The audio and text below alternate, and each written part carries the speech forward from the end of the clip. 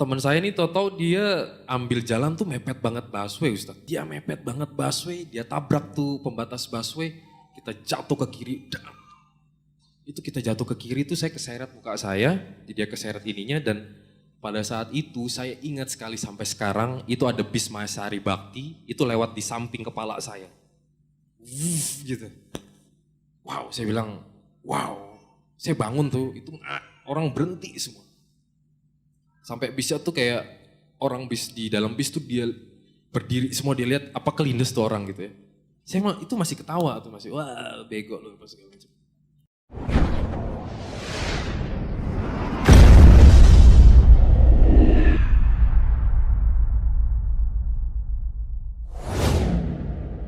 Baik Mas Wani, perjalanan hidup antum nih sampai akhirnya ngaji ya gimana nih? Ya alhamdulillah, sebetulnya nggak ada yang bagi saya nggak ada yang spesial gitu Ustaz. Tapi mungkin layak untuk dibagi Ustaz ya. Saya lahir dari keluarga yang sebetulnya pada saat saya dilahirkan itu keluarga saya cenderung keluarga yang sama sekali mungkin bisa dibilang kurang kenal dengan agamanya. Lalu itu berimbas juga kepada saya. Lalu saya pikir waktu saya kecil hidup akan fine-fine aja gitu. Akan fine-fine aja, lalu saya menikmati dari saya masa kecil sampai sekitar SD gitu. Memang Allah memberikan saya gift ya atau bakat itu memang di musik. Musik itu sangat jadi matematikanya saya pada saat itu. Karena ya itu keluarga saya membentuk saya keluarga saya mengenalkan saya kepada musik itu seperti halnya saya makan 3 kali sehari Ustaz. Jadi ya mungkin kalau misalnya teman-teman dulu kalau masuk sekolah gitu dia harus baris berbaris nyanyikan Halo Halo Bandung, saya bisa nyanyi lagu The Bee Gees atau The Beatles gitu. Jadi wiritannya musik. Terus itu berlalu terus sampai akhirnya saya memutuskan musik hidup saya. Dan itu disupport benar sama orang tua saya, kedua orang tua saya. Sampai dulu kalau misalnya mungkin bapak-bapak sama ibu-ibu pernah ingat kalau di pasar seni dulu ada Friday Jazz Night dulu atau di Ancol. Itu saya kalau datang ke Ancol itu bapak saya dia pulang dari kantornya dia hanya jemput saya. Lalu saya sampainya di Ancol itu saya dilepas Ustadz. Lalu saya tahu tempat duduk saya di mana. Tempat duduk saya itu adalah di sampingnya Sandy Luntungan atau dulu Aksan ya. Itu drummer, jadi saya duduk di bawah yang drummer. Jadi saya justru dulu orang kira saya itu anaknya Krisya atau anaknya drummer lagi main gitu. Jadi saya langsung naik panggung gitu karena setelah selesai 2 jam saya tahu saya harus pulang ya kayak begitu. Jadi benar-benar disupport bener. Sampai akhirnya ya musik hidup saya pada saat itu. Subhanallah.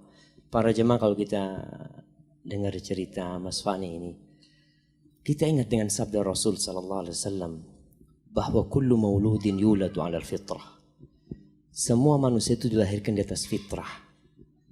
Di atas sesuatu yang bersih, di atas la ilaha illallah, dia mengenal Allah. Fa abawahu yuhawidani au yunassirani au yumajjisan. Yang merusak itu siapa? Orang tuanya. Bapak ibunya yang membuat anak itu jadi Nasrani, jadi Majusi, atau jadi Yahudi. Kenapa seorang lahir mempunyai cinta Al-Quranul Karim? Dari kecil cinta Al-Quranul Karim. Umur 6 tahun hafal Al-Quranul Karim. Peran siapa? Peran orang tua.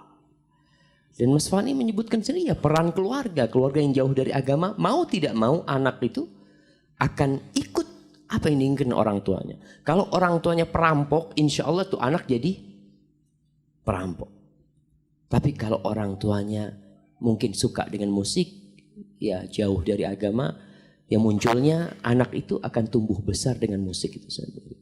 Tapi itu masa SD. Apakah terus berkembang atau mengalami masa yang akhirnya meninggalkan musik setelah SD itu? Enggak usah, justru saya jadi profesional di musik. Alhamdulillah SMP itu adalah turning point saya. Tadinya saya kalau ditanya SD itu cita-cita jadi apa? Jadi saya mau jadi arsitek karena nilai matematik saya bagus. Pas SMP mulailah itu turning point saya bahwa saya menjadi musisi, saya bilang. Jadi merubah cita-cita nih. Iya, merubah cita-cita saya jadi, saya pikir waktu SMP itu, oke, hidup gue ini untuk musik gitu. Karena Allah lahirin gue ini, saya taunya Tuhan ya zaman dulu. Yang maksudnya Tuhan ini lahirin saya pasti untuk jadi pemusik gitu. Oke, saya jadi pemusik. Lalu kata, yang ajibnya gini, kata bapak saya gini, ya sudah kalau mau jadi pemusik yang profesional, supaya menghasilkan. Dan apa yang diinginkan tercapai. Alhamdulillah Ustaz. Subhanallah, bersyukur sama Allah. Ha? In different way ya, Alhamdulillah. SMP mulai ada efek bahwa musik memang memberikan hal negatif bagi diri saya. Kalau misalnya ada orang yang sekarang berpendapat bermusik meningkatkan tingkat kecerdasan, saya pikir justru bermusik membuat orang menjadi bodoh. Karena dari musik saya kenal drugs. Karena dari musik saya kenal, kalau dulu kan kalau kita sekolah gitu untuk kenal yang kelas 1, kenal ke kelas 3 supaya aman gak dipalakin itu kan sulit Ustaz ya. Kalau saya gampang-gampang aja tuh. Sampai terus berlanjut SMA lulus SMP, name saya jeblok. Lalu bapak saya bilang kalau kamu nggak bisa masuk negeri, kamu nggak usah sekolah. Oke, lalu waktu itu saya sekolahnya, rumah saya di Cipinang waktu itu. Lalu saya cari itu sekolah di Tanjung Priok, waktu itu saya namanya di rayonnya di Tanjung Priok, saya cari, akhirnya saya dapat sekolah itu di Ancol di SMA 41. Jadi saya harus dari Cipinang ke Ancol itu selama 1 tahun supaya saya bisa sekolah. Karena kalau saya di stop sekolah saya pasti nggak punya duit. Karena kan dulu latihan harus pakai duit Ustaz. Beli alat-alat itu kan pakai duit. Jadi kalau dilihat pengaruh kedua karena teman. Jadi pengaruh pertama keluarga, yang kedua sohib-sohib nih. Teman itu mematangkan saya justru Ustaz. Saya justru matang itu ya di teman-teman gitu loh. Jadi tahu ini dan itunya, tips-tipsnya untuk menjadi brutal di musik itu justru sama teman. Subhanallah. Tapi akhirnya menjadi pemusik yang profesional. Kapan itu? Lalu alhamdulillah dapat sekolah. Saya sekolah di Ancol. Tetap tidak menyurutkan saya bahwa saya bercita-cita sebagai pemusik. Saya lulus sekolah. Bapak saya bilang, nilai kamu ini hancur semua, dia bilang. Kamu mau apa? Saya bilang, sekolahin saya di Australia, saya bilang. Masya Allah. Saya mau jadi pemusik. Oke, dia bilang. Semua sudah di set. Saya mungkin pada saat itu tinggal, oke, you berangkat ke Australia. Tapi tiba-tiba ibu saya keluar kamar, dia bilang, saya nggak ridho kamu jadi pemusik. Lalu karena nilai saya hancur semua, dia bilang gini, kata bapak saya, itu kamu sudah dengar ibu kamu ngomong apa? Kalau kamu tetap berangkat, kamu jadi nggak beres nantinya. Lalu dia lihat, kata bapak saya, di terawang jadi nilai saya. Oke, kamu yang bagus ini bahasa Inggris deh. Udah deh, kamu kuliah di mana aja, yang penting kamu kuliah di sini, ikut ibu kamu. Subhanallah. Jadi pertimbangan ibu. Selama ini ibu berarti tidak mendukung. Ibu itu pahlawan terbesar saya. Dia tidak pernah bilang enggak untuk saya karena dia tahu apa yang saya suka. Dia nggak pernah secara eksplisit bilang jangan lakuin ini, jangan lakuin ini. Meskipun itu salah, tapi saya appreciate beliau karena saya anak laki-laki satu-satunya di keluarga, di tengah lagi, dan banyak cerita yang ketika ibu ngelahirin saya itu katanya perjuangannya tuh benar-benar kalau hidup matinya tuh sudah benar-benar bukan 50-50 lagi Ustaz, 90% per 10% hidupnya, 90% matinya. Kemudian ketika tidak jadi ke Australia dan tetap untuk di Indonesia? Pengaruh di Jakarta pun nggak lebih baik dari Australia juga gitu kan? Ini ada cerita lucu nih Ustaz. Akhirnya saya kuliah di UNAS Pak. Kalau Bapak kenal ya UNAS, terkenal lah ya, kemarin ada insiden UNAS itu. UNAS itu sebetulnya universitas nasional ya artinya. Tapi kita sama teman-teman julukinnya udah nasib gitu loh. Jadi yang masuk situ emang udah nasib. Saya masuk situ dan saya takjubnya, saya di situ tuh saya pikir ya sudahlah karena saya lihat ibu saya agak down, oke lah, chapter ini saya mau hidup saya baik lah, saya kuliah lah untuk ibu. Saya masuk situ, ternyata saya pas di kampus tuh saya lihat Amor Ustadz. Saya tadinya mau baik, saya malah lihat Amor gitu, yang dulu ya beliau lebih dulu senior dari saya ya. Saya pikir waduh gue salah tempat nih masuk. Amor nih Abu Tako jemaah ya. Terus gimana tuh akhirnya? Ya justru ya ketika saya masuk kampus tuh benar-benar saya benar-benar lebih matang di situ karena di situ ada Amor, ada teman-teman yang lain, di mana mereka benar-benar memfasilitasi saya sama musik gitu loh. Saya dulu diterima di Fakultas Sastra Inggris itu peringkat pertama dari semua tes itu saya peringkat pertama, tapi juga di situ saya cuma kuliah 4 semester. Ya. Lulus langsung, Masya Allah. Ya. Shortcut. Shortcut Ustadz. Ya justru di situ saya kenal sama semuanya. Saya di situ mulai kenal. Ya itu karena menjadi pemusik itu hampir diterima semua kalangan sih ya. Sampai bandarnya terima saya, tukang warteg terima saya, tukang rokok terima saya. Gitu. Teman-teman kita gampang aja gitu. Jadi ya saya udah nggak kuliah. Saya tetap di situ, justru karir saya di musik itu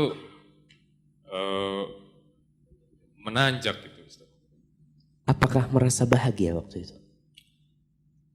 Pada saat itu iya, karena ya bahagia nggak bahagia sih ya, saya deg-degan juga karena kan selain band musik itu saya juga apa ya teman-teman saya ya itu tuh UNAS itu kan bener-bener sentralnya drugs ya kalau bapak-bapak tahu ya.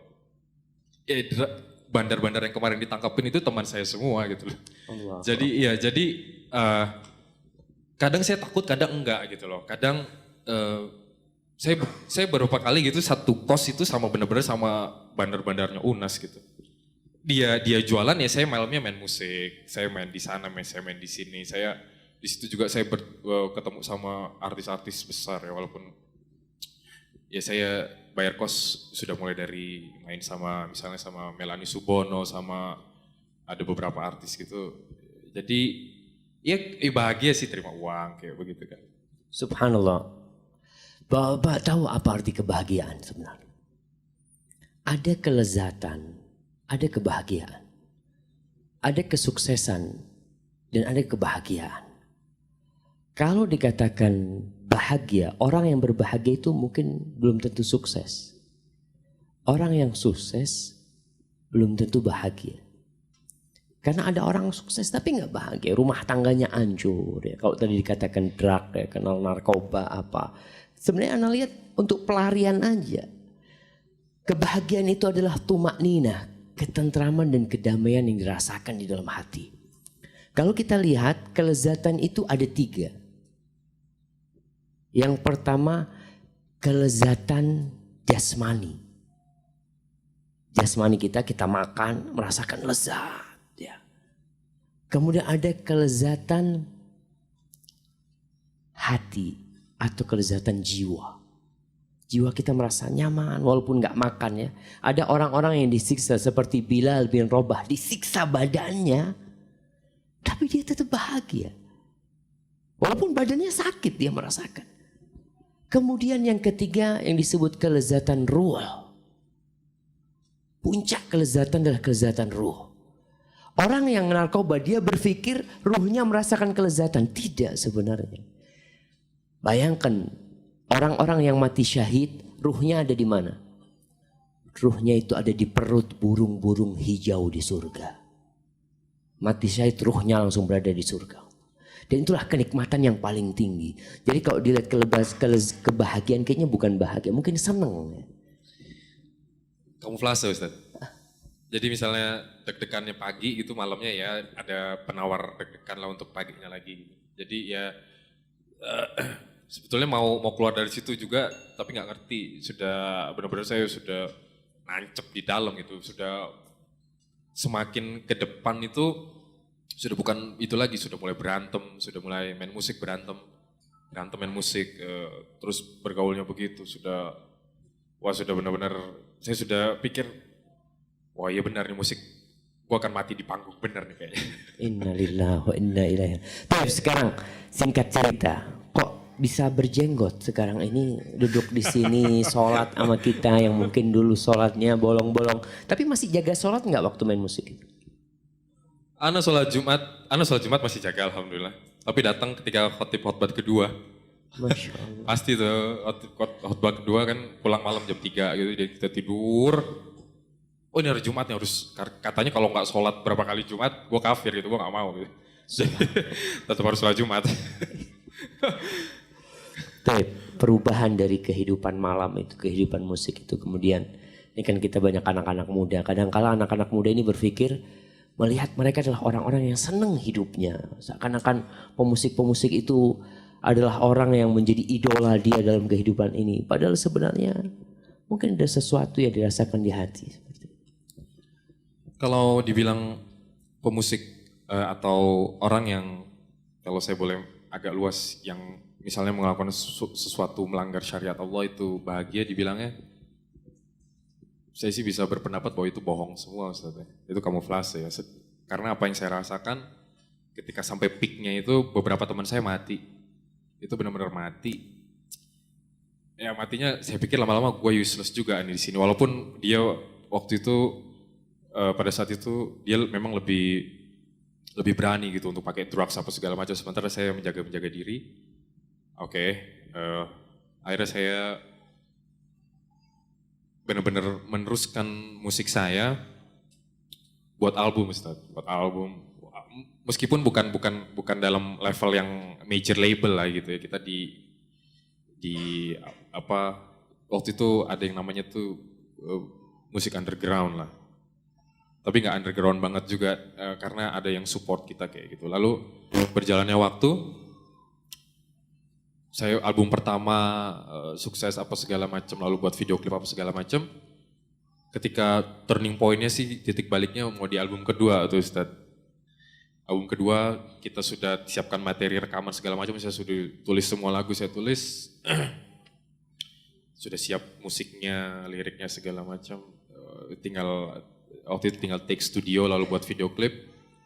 Kita dapat tawaran main pada saat itu di salah satu acara besar di Jakarta, acara sekolahan. Itu diadakannya di Kemang. Saya ingat sekali di Kemang. Akhirnya kita main di situ. Ya seperti biasa kalau kita main itu kan kita tinggal request saja mau apa gitu loh di ruang tunggu kita tinggal requestnya tinggal tulis gitu. Tinggal tulis semua ini. Nanti panitia tuh semuanya tuh udah di meja, di set.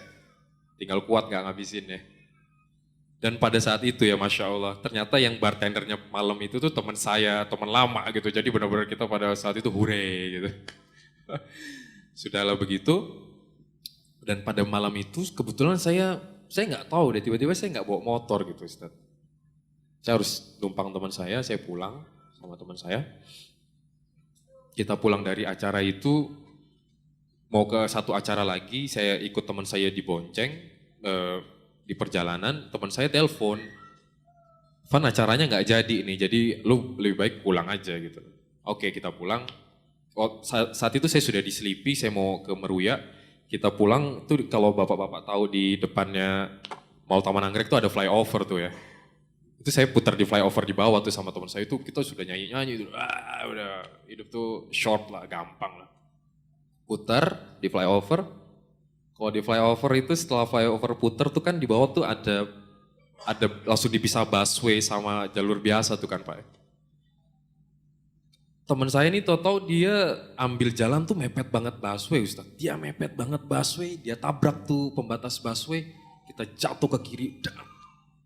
Itu kita jatuh ke kiri tuh saya keseret muka saya, dia keseret ininya, dan pada saat itu saya ingat sekali sampai sekarang itu ada bis Mahasari Bakti itu lewat di samping kepala saya. gitu. Wow, saya bilang, wow. Saya bangun tuh, itu orang berhenti semua. Sampai bisa tuh kayak orang bis di dalam bis tuh dia berdiri semua, dia lihat apa kelindes tuh orang gitu ya. Saya itu masih ketawa tuh, masih wah bego loh apa segala macam. Saya nyebrang tuh, saya tidur di trotoar itu ini saya berdarah, teman saya ininya patah, pokoknya luka-luka segala macam. Saya oke, akhirnya dibawa teman saya ke rumah sakit Pelni Petamburan, dimasukin UGD pada saat itu. Pada saat itu saya mau disuntik sama perawatnya, saya bilang jangan, saya teriak pada saat itu karena saya tahu apa yang ada di dalam tubuh saya. Kalau itu dimasukkan lagi morfin atau segala macam, pasti akan menyebabkan otak saya lumpuh gitu, pasti itu. Artinya sudah sempat chaos juga di UGD, beberapa orang masuk UGD ribut, karena saya ribut, saya teriak-teriak segala macam. Karena memang stupid sekali. Akhirnya saya dibawa, saya telepon adik saya. Kebetulan adik ipar saya pada saat itu dia kerja di klinik. Saya bilang gue kecelakaan, tolong buka klinik lo, obatin gue. Saya bilang sama teman gue, tolong antar gue pulang. Saya diobati di kliniknya, kata dia, Mas Fani kayaknya Mas Fani ada gegar otak sedikit nih.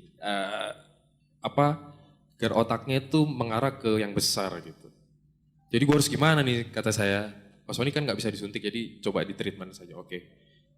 Dari klinik saya pulang, itu ibu saya itu saya pulang sekitar jam 2 pagi, itu ibu saya bukain pintu gitu. Ibu saya nggak nangis, Ustaz. Dia nggak nangis sama sekali, dia lihat saya berdarah-darah apa segala macem. Dia nggak nangis, dia cuma bilang sama saya gini, sudah tidur, kamu butuh istirahat, kamu tidur. Dia bilang. Saya tidur masuk kamar, besok paginya dia bilang begini, dia datang ke kamar saya, itu saya benar-benar karena sudah hilang segala macam pengaruh yang lain ya. Jadi saya sudah merasakan sakit pada pagi itu, benar-benar sudah lebam semua. Saya sudah konsumsi vitamin otak tuh Pak. Ibu saya bilang gini ke saya, dia duduk di sebelah saya, dia bilang gini, kamu tahu, dia bilang, ini yang mama selalu minta kalau mama sholat tahajud, dia bilang.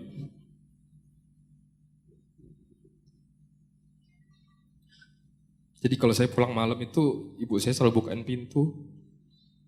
Saya selalu lihat, itu kalau saya pulang jam 2 habis manggung, ibu saya pasti lagi sholat tahajud Ustaz.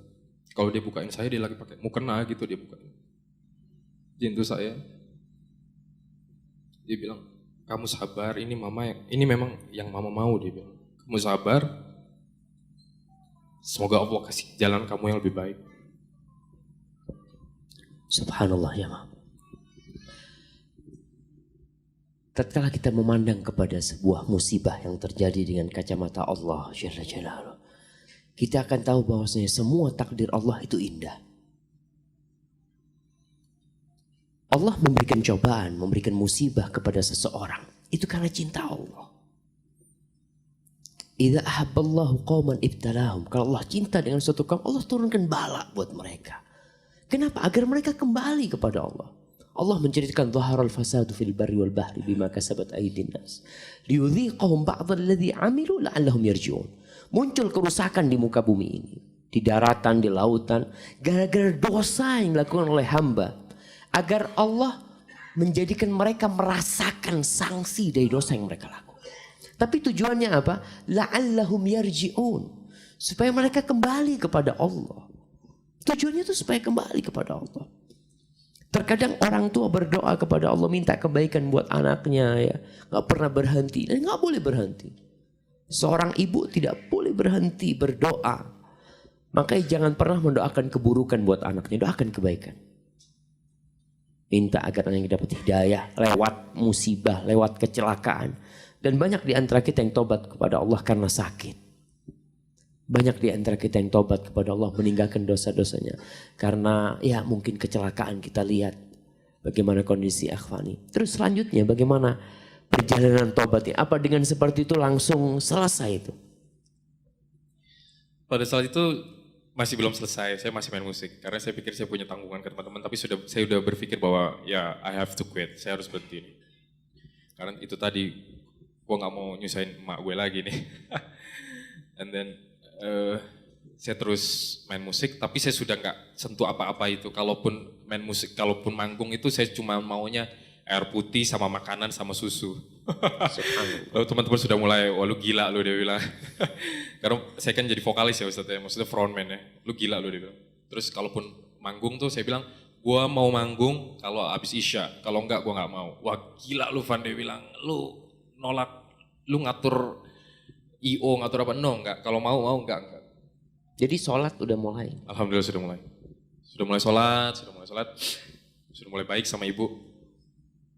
Sudah mulai di rumah, terus segala macam. Akhirnya saya berpikir, kalau gue gini terus gue bisa mati nih. Maksudnya mati itu, ya saya nggak kuat juga gitu loh. Saya tahu betapa manisnya apa yang ada di depan saya dulu. Akhirnya saya, Bismillah saya bilang sama teman-teman itu, kita mau rekaman tuh, saya bilang gue berhenti. Lu boleh cari vokalis lain, gue berhenti. Dan pada saat itu hampir saya mau dipukulin gitu. Karena mereka kan berada di depan saya itu udah mabuk semua gitu loh. Karena saya di band itu jadi motor band gitu loh. Saya yang selalu menyemangati mereka gitu. Ayo. Tiba-tiba sayanya sendiri tarik diri gitu. Dan ya Allah punya, dan saya percaya Allah, justru Allah bukannya mereka mau nyakitin saya pada saat itu ya. Saya percaya bahwa Allah justru cover saya dari mereka dengan cara itu. Subhanallah, akhirnya meninggalkan teman-teman dan meninggalkan musik. Ya, berhenti Ustadz, main musik berhenti. Bingung dong, nggak punya duit sudah. Tadinya jadi punya duit apa segala macam, nggak punya duit. Lalu saya pikir pada saat itu saya umur 28 tahun. Saya pikir, oke, gue harus nikah nih. Kalau gue gak nikah, gue tambah hancur nih. Pokoknya saya harus terus kemarin tuh jadi, jadi saya kilas balik terus Ustadz. Saya nikah, ada teman saya, telepon saya bilang gini, ada teman-teman wanita juga, dia bilang, lu tahu gak kalau si ini udah pakai jilbab? Oh yang bener loh. Oke, saya lihat dia, oh ya dia udah pakai jilbab nih. Ini kayaknya pas banget nih bakal gue. Saya langsung datang ke dia, saya bilang gini, lu mau gak nikah sama gue? Pada saat itu saya nggak tahu, saya nggak punya, kalau kata orang Betawi saya gelondangan lah, bener-bener RP 0 lah Ustadz. Saya cuma tahu saya harus nikah, untuk gue selamat gue harus nikah. Dan perempuan yang saya ajak nikah itu dia cuma bilang gini, kalau lu mau nikah sama gue, lu bilang sama babe gue. Oh, oke, gue bilang sama babe lu. Saya datang. Modalnya modal nekat ya. Bondo nekat Ustaz. Oh nekat. Saya bilang sama bapaknya, alhamdulillah bapaknya, pertama saya juga takut gitu, bapaknya tuh dulu preman tebet tuh segala macem. Oh saya udah tahu bapaknya begini, tapi saya bismillah saja. Bapaknya preman dulu. Preman banget Ustaz. Masya Allah, jadi mertuanya ini mantan preman. Yoi, preman pensiun tapi. Justru saya pas minta anaknya itu Pak, saya di sini kedatangan saya meminta anak bapak. Justru dia malah nangis Ustaz, karena ini anak kesayangan juga ternyata. Jadi Allah mudahkan, Masya Allah. Akhirnya kita, tapi nggak mudah juga sih. Setelah itu kan saya harus kumpulin uang untuk nikah juga Ustaz. Tapi kenapa kok berpikir harus menikah? Ada apa? Kenapa selama ini tidak memikir untuk menikah? Karena itu Ustaz yang tadi Ustaz bilang tuh, misalnya ada 1000 wanita yang 99 telanjang itu, saya justru pada saat itu kan sudah Allah beri kesehatan di pikiran saya. Saya pikir kalau ya gini gue udah pernah semua gitu. Gue kan gak akan begini terus, gue harus pilih yang baik untuk hidup gue sih. Subhanallah. Nih anak-anak muda nih, ingat dengan sabda Rasulullah SAW, ya ma'asyarus syabab, wahai anak-anak muda, man istata'a minkumul ba'a falyatazawwaj. Barang siapa di antara kalian mampu menikah, segera menikah. Kenapa? Fa innahu aghaddu lil basar wa ahsan lil faraj. Karena menikah itu akan membuat seorang bisa menahan pandangannya dan menjaga kemaluannya. Anak muda yang disuruh. Banyak di antara kita yang mengejar kesuksesan. Aku harus sukses dulu, aku harus seperti ini, baru menikah nantinya. Tidak sedikit di Jakarta itu yang menikah di atas umur 30 tahunan. Mas Jarod umur berapa nikah Mas? Oh 25 nih, kayak Rasulullah SAW umur 25 nih udah nikah nih. Maka anak-anak muda nih kalau bisa umur berapa nih? Ya. Yang ini dulu. Iya. 16. SMA kelas berapa? Kelas 2, nggak mau nikah. Mana bapaknya? Mana bapaknya? Saya anak punya ustadz di Madinah itu nikah kelas 2 SMA. Dikawinin sama bapaknya. Karena sama di Arab juga mungkin pergaulannya menakutkan. Dikawin anak 18. Kata bapaknya, anak yang nanggung istrimu. Tapi anak ingin kau selamat. Jadi si anak ini akhirnya jadi profesor dia. Dia cerita ketika sohib-sohibnya masih menghayal, anak pulang ke rumah punya istri halal. Kata dia. Halal istri anak. Pulang ke rumah itu istrinya yang jambut, subhanallah. Jadi mau nikah. Tapi yang jelas anak muda yang mampu menikah, kata Rasulullah SAW, "Falyatazawwaj." Hendaklah dia menikah. Karena itu, fa in lam yastati, kau nggak bisa nikah karena mungkin orang tua tidak mendukung, anggap, atau nggak memiliki uang untuk menikah. Tidak ada pilihan kecuali berpuasa. Karena puasa itu akan bisa mengendalikan nafsu kita. Tapi kalau tidak, apalagi pergaulan sama teman-teman, habis seperti itu. Ya kita lihat, kita dengar lagi. Nah akhirnya dikawinkan sama bapaknya, diterima ya lamarannya. Lamarannya diterima, lalu dia punya keluarga besar ternyata. Saya harus minta izin sama keluarga besarnya, lalu keluarga besarnya nahan-nahan. Tapi saya pikir begini, kalau dulu gue ini berani gitu loh, ambil berhadapan sama polisi tuh gue berani. Gue kemana-mana gue berani. Untuk sesuatu yang benar kenapa gue gak berani? Walaupun waktu itu RP0, karena royalti saya, semua apa segala macam itu tuh bener-bener saya nggak ambil gitu loh Ustaz. Manajer saya hubungin saya, saya harus buat surat pernyataan bahwa lagu-lagu saya itu diambil sama mereka semua. Saya bilang ya silakan ambil aja, atau gue juga udah nggak butuh gitu. Karena saya waktu itu sangat percaya bahwa Allah Maha Kaya. Lalu berjalannya waktu, alhamdulillah saya ngaji, lalu mulai tuh bingung, gue harus kerja nih, oke, walaupun Allah Maha Kaya tapi gue harus berusaha. Saya berusaha, saya cari sana cari sini, dapatlah saya ketemu sama Ikhwan. Ada beberapa Ikhwan, dia punya, dia bos ayam Sabana kalau kita tahu tuh, ayam Sabana gitu. Waktu itu dia menawarkan pekerjaan sebagai tukang goreng ayam. Oke, I'll take it, saya bilang, saya ambil deh. Gajinya waktu itu saya ditawarkan cuma 550.000 sebulan. Tapi saya pikir, oke, gue bisa save, bisa tabung lah ya 100.000 sebulan ya untuk nanti nikah. Gitu. Saya di training, hari pertama saya kerja, saya mulai goreng segala macam. Tapi Ikhwan ini akhirnya ngeliat saya gitu bahwa dulu waktu main musik saya punya tato di tangan saya, punya tato berapa tato gitu. Lalu dia kayaknya kayak, oke, kalau lu tatoan nih, ini mengancam konsumen gue nih. Kalau lu tatoan mungkin konsumen gue bisa lari gitu, karena yang goreng tuh mungkin dibilangnya bekas preman. Hari keduanya saya dibilang, akhi afwan, mungkin antum bukan di sini tempatnya.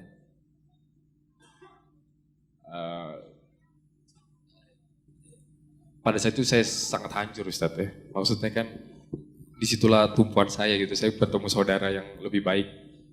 Saya pikir akan lebih baik, lalu tiba-tiba di hari kedua, saya baru sehari kerja, di hari kedua saya sudah diberhentikan gitu karena ada tato-tato di tangan saya. Ketika saya diberhentikan itu, saya itu benar-benar hancur untuk kedua kalinya mungkin. Tapi saya yakin bahwa Allah itu Maha Kaya, dan saya waktu itu pulang diberhentikan itu saya pulang jalan kaki di flyover Pasar Rebo itu, saya menangis dan saya cuma berdoa, ya Allah, lihatlah saya mencoba untuk baik tapi cobaannya berat untuk saya, maka mudahkanlah saya, berikanlah hamba rezeki, mudahkanlah hidup saya, berkahilah hidup saya. Itu di sepanjang flyover Pasar Rebo, saya menangis itu Ustaz, minta sama Allah. Lalu pulang ke rumah, ibu saya bilang, kamu kenapa? Saya bilang, Ma, sabar ya, saya diberhentikan dari kerjaan karena gini-gini. Kata ibu saya, Fani, it's okay deh. Allah itu maha kaya. Nanti mama doain, kamu dapat hidup yang lebih muda. Kamu mau nikah, apalagi kamu mau nikah kata dia. Pasti Allah bantu. Nanti mama doain, tenang aja. Wow, itu kayak, oke. Ya Masya Allah. Ustaz. Subhanallah.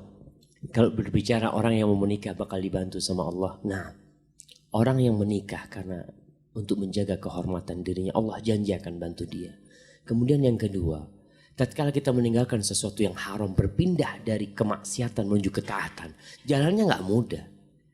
Jangan dipikir bahwasanya tatkala kita meninggalkan dosa menuju kepada Allah, terus kita merasakan nikmat, bahagia. Tidak.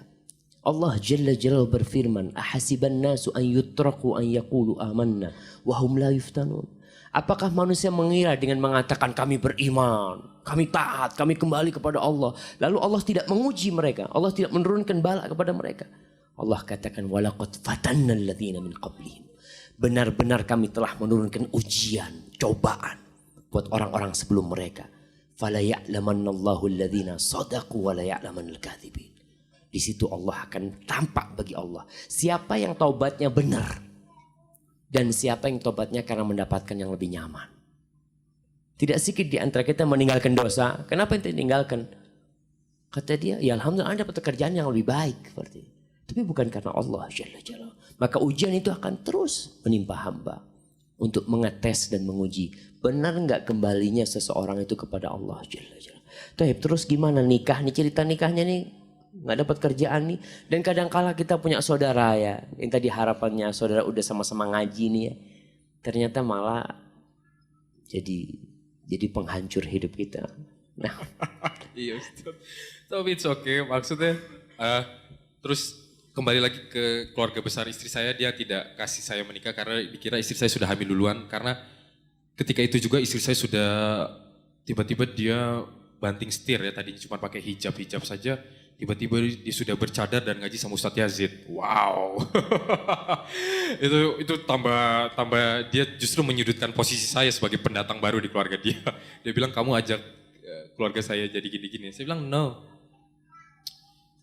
Dan dikira istri saya hamil. Lalu alhamdulillah Ustadz justru ya ketika keluarga dia menjudge istri saya hamil duluan itu, saya diberikan Allah waktu itu pas 9 bulan baru kita bisa menikah. 9 bulan istri saya tidak melahirkan apapun, justru saya menikah. Dan menikahnya tuh tetap Ustadz saya RP 0 ya. Tapi saya nggak tahu deh ada saudara, ada apa. Dia bilang, lu mau nikah ya? Ini deh untuk lo nih, wah Fani nikah. Karena dia bilang gini, gua kira lu nggak nikah Fani. Oke Fani nikah, wah pada seneng semua. Alhamdulillah sampai akhirnya waktu itu saya harus bayar catering gitu. Catering itu sore hari saya harus bayar, itu hari Jumat. Ada kurang berapa juta gitu, saya bilang sama istri saya, ya kita sabar. Kan kalau ngaji, dibilang kalau hari Jumat itu waktu yang bagus untuk doa, saya bilang habis asar. Kita di masjid itu, dia urus untuk kebutuhan wanitanya, setelah sholat, ya saya doa, ya saya cuma minta sama Allah, ya Allah, kasih duit dong, ini kan mau nikah nih gitu. Kan gak lucu besok, karena undangan udah disebar, kan acaranya Sabtu besok Ustadz. Kalau misalnya nanti undangan tamu-tamunya datang kan mau makan apa gitu loh. Karena masjid udah di booking, segala udah di booking, cuma tinggal makanan toh. Saya bilang ya Allah, kau maha kaya kasih duit dong, gini-gini segala macam. Sudah habis asar, sejam kemudian ada orang kasih saya 5 juta. 5 juta saya nggak tahu itu saya 5 juta akhirnya saya ambil 100 ribu, akhirnya saya bisa makan nasi padang karena dari pagi saya nggak makan kan. Akhirnya bayar catering segala macam, besoknya alhamdulillah saya nikah Ustaz. Subhanallah, barakallahu fikum. Setelah menikah pun, apakah mendapatkan kebahagiaan akhirnya yang selama ini? Wow, menikah tuh bukannya indah lagi deh Ustaz, endah deh udah. Ajib, menikah tuh benar-benar wow, Masya Allah ini nih benar-benar kalau boleh dibilang ini drugs bener gitu loh. Saya nyaman sekali ya, bahagia. Kayak dulu tuh kayak mungkin ya kayak kemarin kita kemarau 3 bulan itu hujan sehari aja tuh udah ngilangin. Saya udah sampai lupa gitu kemarau kemarin kayak gimana rasanya. Lalu teruslah. Tapi tetap belum punya kerjaan Ustadz. Habis nikah belum punya kerjaan. Saya ikut mertua saya 2 bulan lalu saya bilang sama istri saya kita nggak boleh gini. Lu mau ikut gue apa ikut babe lo? Saya ikut Mas dia bilang. Akhirnya kita kontrak segala macam.